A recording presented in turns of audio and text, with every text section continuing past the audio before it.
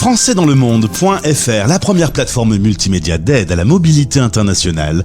Bienvenue sur notre podcast, je suis Gauthier Seyss et j'ai le plaisir de passer 10 minutes avec Laurence Fabre-Welmond. Nous partons à Marseille.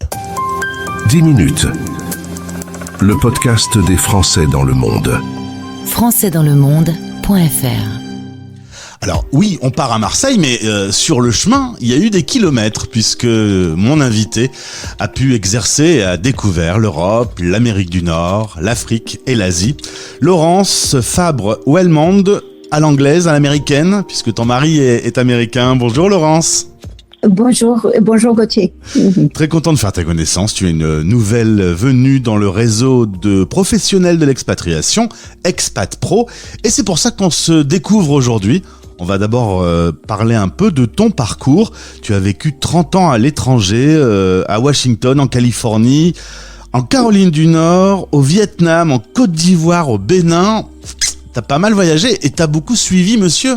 Oui, exactement. Mais j'ai eu la chance, chaque fois, de pouvoir retomber un peu sur mes pieds et de pouvoir travailler, de pouvoir exercer dans chaque endroit où nous avons vécu. Oui. Alors, une psychologue pense que la chance existe ou tu as provoqué la chance ? Je pense que j'ai aussi pas mal provoqué la chance. Parce que j'avais mon mentor qui me disait toujours la chance, ça n'existe pas. Je ne sais pas s'il avait raison. Tu es originaire de Grenoble. En effet, tu montes à Paris faire tes études de psychologie, psychologue clinicienne.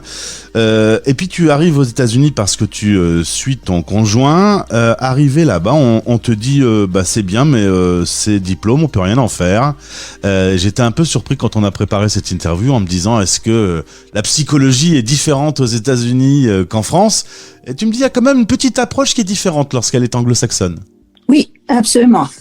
Alors, on est des êtres humains, mais il y a une culture différente. Et puis, il y a des approches par rapport à la thérapie qui sont aussi assez différentes.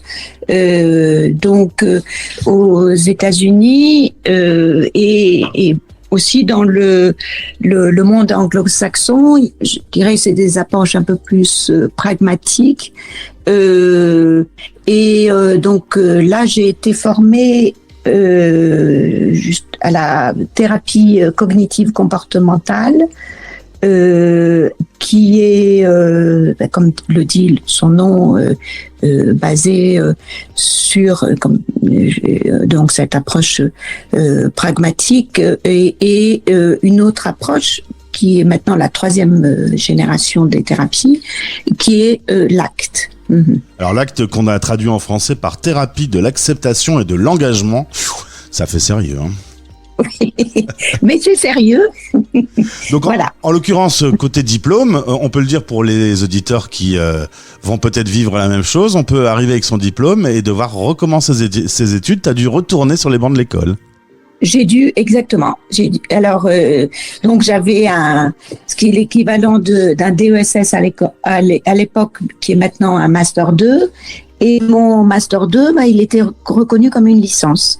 Donc, j'ai dû recommencer mon Master. En fait, là, à ce moment-là, j'ai décidé de faire un double Master en quelque chose qui n'existe pas en France. Ça s'appelle Clinical Social Work. Et j'ai fait aussi un Master en santé publique.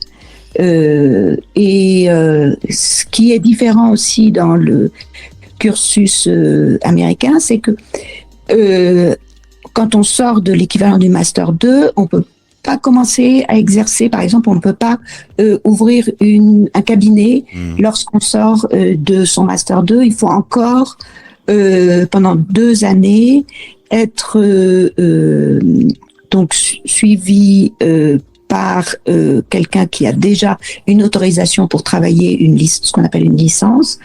Et là, à partir de là, donc, c'est-à-dire 2 ans post-licence, à ce moment-là, on peut commencer à exercer en libéral. Et tout ça en sortant un peu le carnet de chèques ? Oui, pas mal. Oui. On doutait. Quand on est aux États-Unis, on sort souvent le carnet de chèques finalement. Voilà. Tu t'es retrouvé dans la situation de la conjointe suiveuse. Comme je t'expliquais hors antenne avant de commencer cette interview, on préfère dire conjoint accompagnateur. Il est terrible ce mot suiveur. Hein. Il est terrible, mais il y a vraiment un stigma associé avec ce terme. Mais il y a une certaine réalité, parce que ce que je trouve, c'est que c'est difficile l'expatriation dans le couple, parce que très souvent, il y en a un qui pas les mêmes opportunités que l'autre. Il y en a un qui part, il a un job, donc sa vie est vite remise sur les rails, alors que l'autre, il laisse sa famille, il laisse parfois son métier en France, et il doit un peu se réinventer. En plus, tu m'expliquais qu'on a un peu deux groupes de types de personnes, ceux qui ont plutôt un terrain anxieux, et du coup ça amplifie, l'expatriation amplifie cette anxiété ? Oui, absolument, parce qu'on se retrouve un endroit sans ses repères habituels. Quand il y a la barrière de la langue aussi, qui fait que ça rend les choses assez difficiles, et la culture complètement différente. Je sais que moi, je me rappelle quand je suis arrivée au Vietnam, c'est cette découverte d'une culture complètement différente, avec une langue que j'ai essayé d'apprendre, mais personne ne me comprenait après 6 mois de classe, parce que il y a tous ces différents tons et que moi je les entendais pas. Enfin bref. Est-ce que toi ou des patients à toi ont déjà vécu la sensation de se dire je n'y arriverai pas ? Oui, moi j'ai pas. Personnellement, je ne l'ai pas vécu. Parce que je pense que je suis résiliente, et puis j'ai toujours vu comme une aventure. Mais d'autres personnes, oui, ça peut être très difficile, et pour eux-mêmes, pour leurs conjoints aussi, pour leur couple et pour la famille aussi, tout entière. J'ai eu par exemple des personnes qui m'ont raconté qu'en faisant leurs courses, se retrouvant au Japon par exemple, dans un rayon où elles ne comprenaient rien, elles se mettaient à pleurer en se disant c'est fini, pour un petit détail de faire des courses qui semble pas être extrêmement stratégique dans sa vie, elle jetait l'éponge, quoi. Et oui, absolument. Et tout est compliqué. Je me rappelle, lorsque j'étais au Vietnam, l'internet tombait en panne.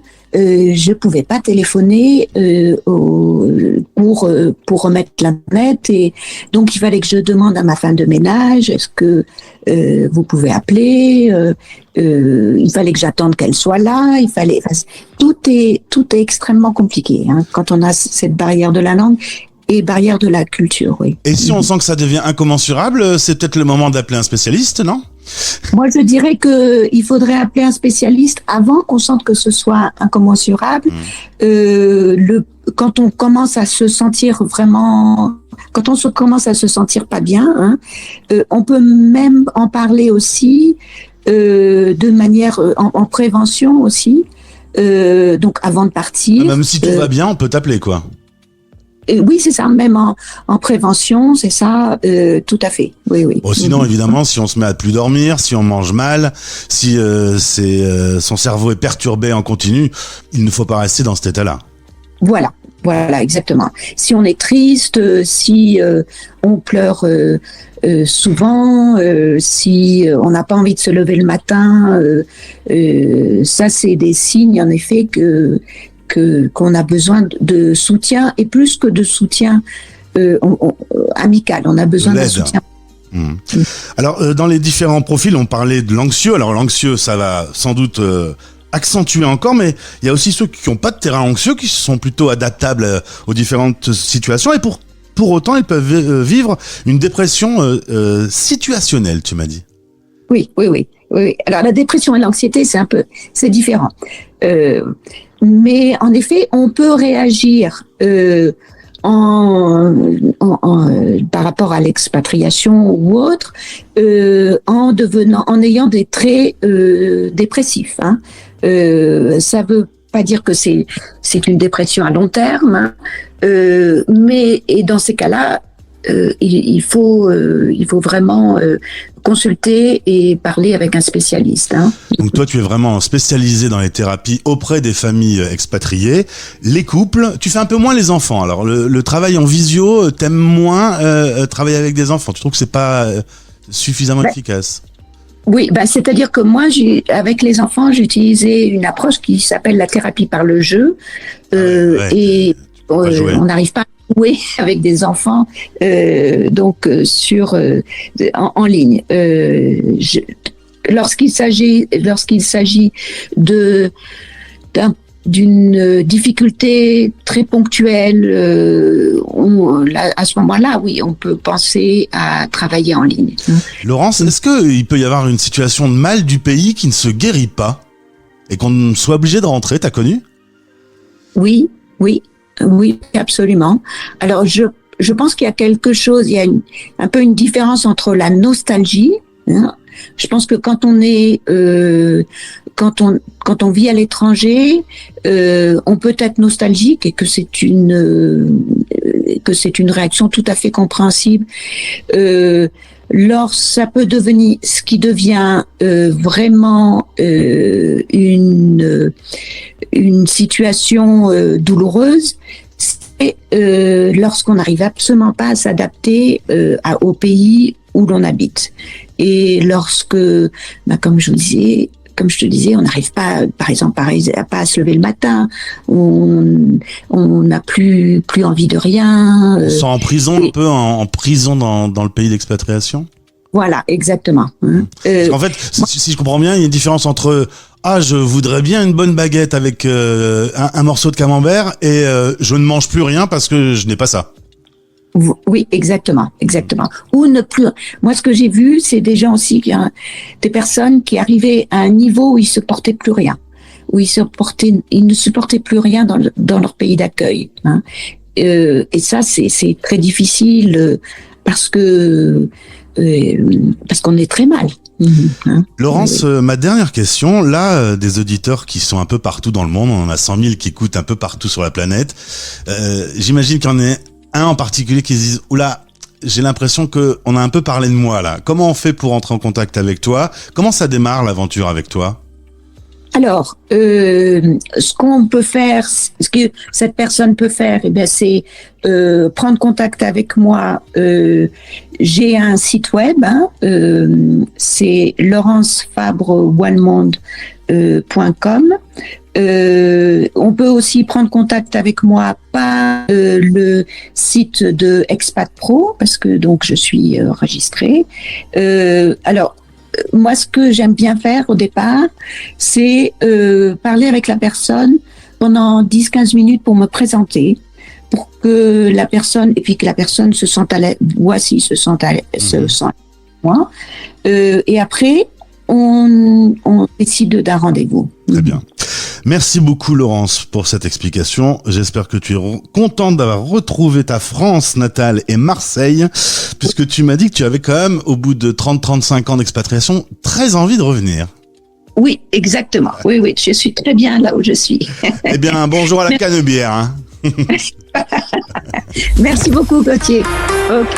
Français dans le monde. Français dans le monde.